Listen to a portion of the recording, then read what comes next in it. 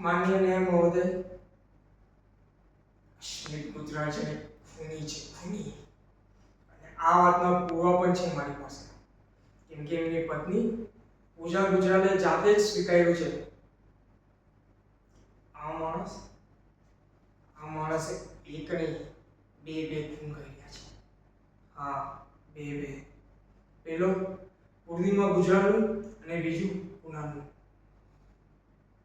પૂર્ણિમા ગુજરાલનું આ માણસે ચોથો માળથી ધક્કો મારીને મૃત્યુ કરી નાખ્યું.